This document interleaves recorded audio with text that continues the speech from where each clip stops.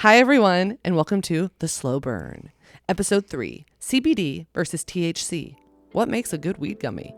Let's find out. That was pretty good.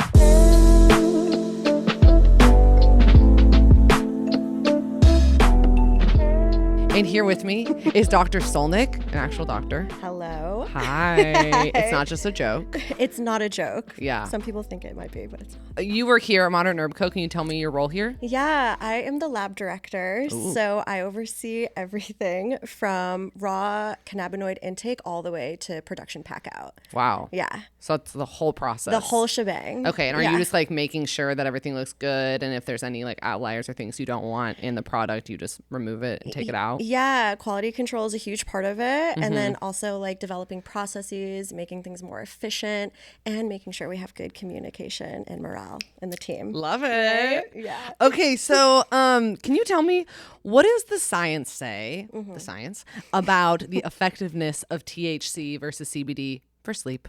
Yeah. So when we're talking about sleep support, I think it's really important to identify like what we're looking for, right? So sleep support should really help with like three main things, being your quality of sleep, the timing of your sleep, like when you fall asleep, and then the amount of sleep that you get.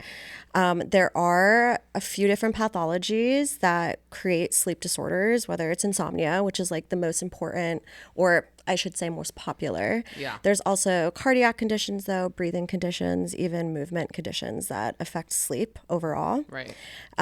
With THC specifically, it's a CB1 receptor agonist. So it binds to a receptor in the body that gets all bright and pretty, and then it kind of creates the sedating effect. Oh. So THCA has a high affinity for CB1. It binds to it. It makes you a little bit more sedative, more hypnotic, and it stimulates sleep. Okay, support. so that's for THC. That's for THC. Okay. For CBD, they aren't as antagonizing or stimulating to the CB1 receptor or CB2 receptor, but there is some evidence that shows that CBD lowers our cortisol, which is a hormone, like stress hormone, and that what could lead to like the sleep or sedative effects. So they both can make you sleepy, essentially? Yes, they in can. different ways? Exactly. So biochemically, they can both make you sleepy. There's not too much evidence that suggests as to what is going on, but the theory is that it's either going to be reducing hormones or promoting neurotransmitters to become less like excited.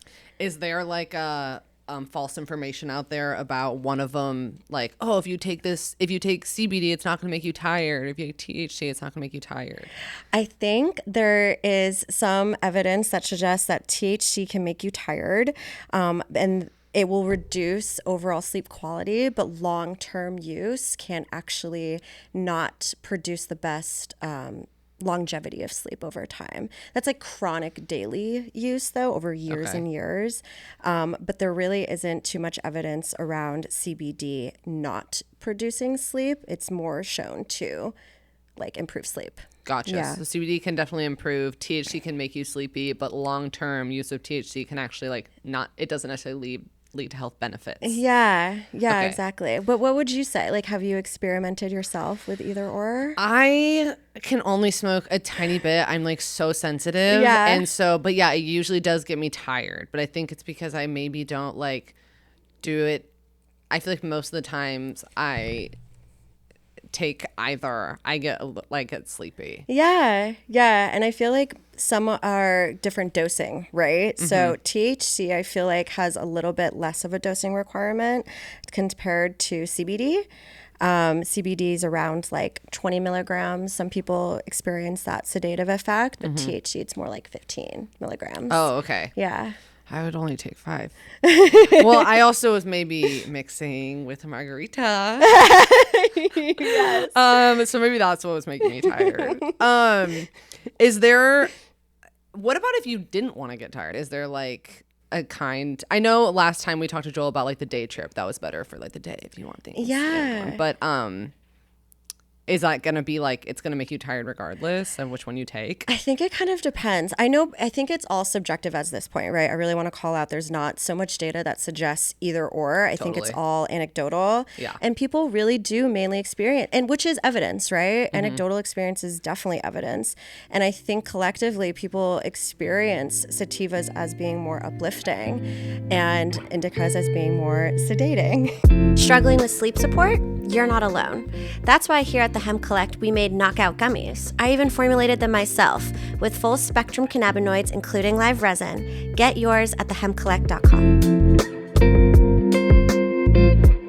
Okay, so I've heard like with alcohol, if you drink alcohol and you go to sleep, you're not actually getting like a full sleep or something. And I don't know, maybe this is like fake news or something. But I've heard because like your brain isn't actually like getting that REM cycle or something. Exactly, yeah. Okay.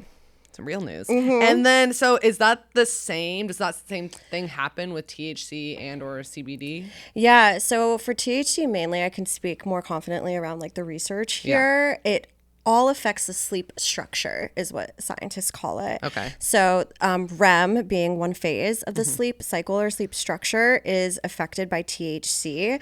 It does increase it like in short-term use, which we kind of talked about earlier. But for long-term use, and I'm talking like chronic daily for years, right? That's when it can kind of actually not produce as much REM or NREM sleep that people want to see over time. So I guess the best like recommendation is if you want to use it for sleep support, that's great, but try not to use it every day, just like any kind of supplement, right? Just kind of give it in increments. That way you don't chronically need it and start depending on it, and then you have like, and then like wear it out. Exactly. But it is a better alternative to alcohol if you're like trying to fall asleep, because it might make you go to sleep, but you're not actually going to get rest. So you'll feel more rested if you have THC opposed to alcohol. You don't wake up with a hangover. There's not as many side effects, you know? Oh, what a gift. Yeah. Imagine. What a life. And then for CBD, there's less. I know we weren't really talking. Are you saying that you have less confidence in talking about that part, or but that one for long-term use isn't as detrimental? That's what research suggests. And when I speak about so at this point, when I speak about confidence level, it's really like how big of a pool of data we have for this. Totally. And as you probably know, and a lot of people out there, it was classified as a Schedule 1 drug in the 70s, so we could not study it as much as we wanted to, and we're starting to be able to now. Right. But we have to play catch up to build that like enormous data pool. Exactly. Totally. So we can prove causation, prove correlation. Yeah. But at this point, it seems safe and actually can benefit sleep. Yeah. For what? Yeah. Wow. Yeah. Okay. So stay tuned. Yeah. What are sleep aid formulations? Yeah, so I'm really excited to answer this one because when I was reviewing some research articles for this, it really suggested, because we talked about how there's not that much research out there, but with the evidence we do have, a majority of the research studying sleep, cannabinoids, really has a formulated extract. And what I mean by that is it's multiple cannabinoids in the research study. It's not just THC solely. It's not just CBD solely. Gotcha. It's really like a combination of the two, right? Like a 1 to 2, a 1 to 20, something of that kind of variance. Right. And I'm sure maybe you've even tried that like yourself too, like seen that out there and tested it yourself. And so with those kinds of products, we're seeing that most of the people are utilizing less THC, more CBD in these research studies.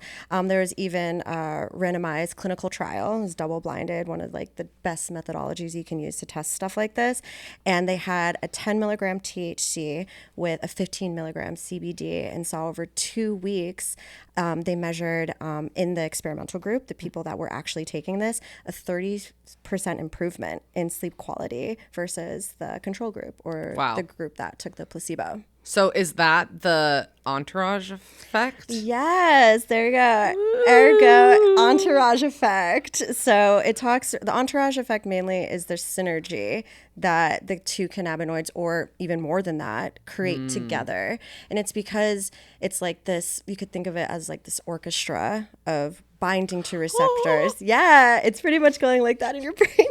And it's just like this dance between binding to receptors, not binding to receptors, that the different cannabinoids can do to create that overall effect, which just one cannabinoid alone couldn't do, because it's not Gotcha. like pinging on those different receptors. Does the type of edible, gummy versus tincture versus chocolate, affect how it works for sleep?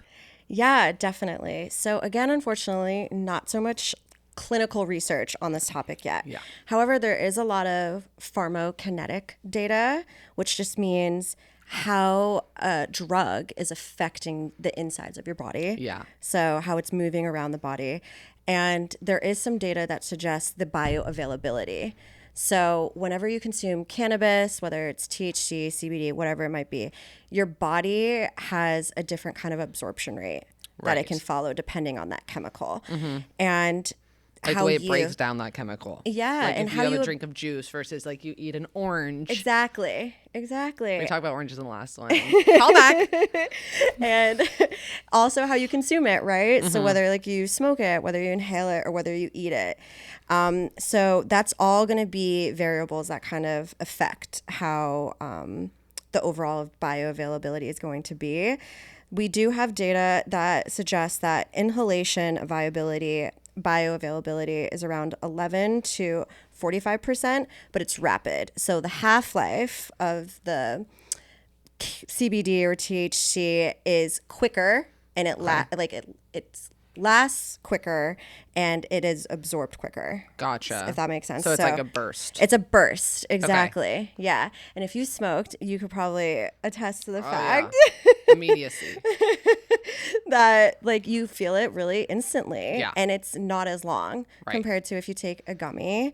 So Days. Just kidding. exactly, it can be though. For me personally, it's happened. You know, you might wake up still feeling it. Yeah. You know, and after sleeping. So when you ingest an edible, right, you're actually eating it, the bioavailability is around 4 to 20%, but it's a slower half-life. It's around like 18 to 32 hours. So is for the half-life. percentage you're telling me, does that lower? What is like it that translates to the speed? Yeah, exactly. So you can kind of think of it as like a bell curve, right? Like you instantly kind of go up and then you rapidly go down for smoking, vaping. And then for when you're consuming it or ingesting it, like an edible, it's going to be a more of like a slower kind of more extended fall too. Gotcha. So it's that's okay. So that's the intensity. Like the percentage of the intensity, and that. Yeah. Okay, guys, I promise I'm smart. Okay, I'm just emotionally intelligent. Okay, so then for a gummy versus a chocolate, is there a difference there or not really? There's really no evidence, I think, right now that suggests it, other than the fact like if it tastes better to you. Right. So at this point, it depends. Do you want chocolate or sugar? Or, Right. wait, double sugar. Do you want chocolate or sweet fruit? Yeah, exactly. Do you want something that's citrusy or something that might be more, you know, like chocolatey? And I feel like though for sleep, exactly what I would sort of recommend to somebody is that you would want to take an edible, right? Because you want it to last longer. You want it to last and be extended over your entire sleep cycle. So I think a gummy, a chocolate, something edible would probably be the best way. Over smoking. Yeah, That exactly. Or inhalation. Yes. That sounds like. Exactly. Thank you, doctor. Exactly. Wait, okay, what about a tincture? Because that's liquid, right? Yeah. So same thing. You're eating it. So it's going to go through the same pathway. You're ingesting it. So like a tincture, gummy. Right. About the same. Yeah. Depends on if you just want to be sugar free or not, right? Which can also kind of make you not maybe sleep as well either. So it kind of just depends on your body type. I think it's all individual, but if you're trying to have more of like a strategic plan around it, I do think like eating it before sleep would be ideal. So if it's bedtime, depending on your preferences, you're good for a tincture honey, a gummy honey, or a chocolate bear. Okay.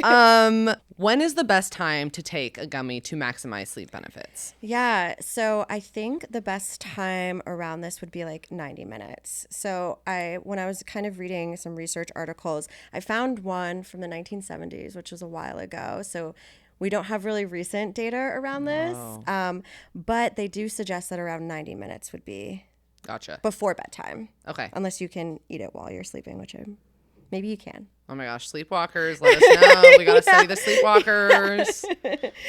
That's amazing. They're medicating while they're sleeping. That's like a real talent. That would be crazy. I'm sure it happens. So about 90 minutes probably before. Yeah. And do you think people are doing more testing on this? And have you seen like people just in your research too, have people like said yes, that is typically the amount of time it works for them as well? I think so too, especially when you're finding if people are really struggling with sleep, it could take them hours sometimes to fall asleep.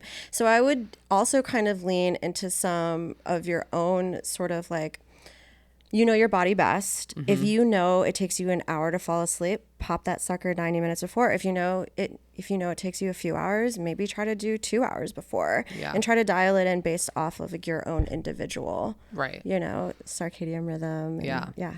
And then taper off the THC, have it sometimes, keep the CBD. Yeah, that's a great way to look at it. You can alter between. I think that's an awesome idea. You got to get to it. I'm prescribing. You got to get to it. Well, that's amazing. I feel like we covered so much. Oh, I did have one question. Yeah. Do you know if there's like differences, and I don't know if we can ask this, but like I know melatonin is a very popular like sleep aid. Yeah. And I heard if you want those crazy dreams. No, but is there are there any studies to like between those two? Yeah. So we do recommend, I personally recommend based off of like my own education, that if you're taking more than 5 milligrams of melatonin to go to sleep, melatonin is not the issue for whatever sleep disturbance you have. You should not go over 5 milligrams or consult your doctor. There is a study, though, by Reed and colleagues who, it's actually that same study that I was talking about earlier with the 10 milligrams THC and the 15 milligrams CBD, that 30% rate of improvement for sleep was actually measured by melatonin.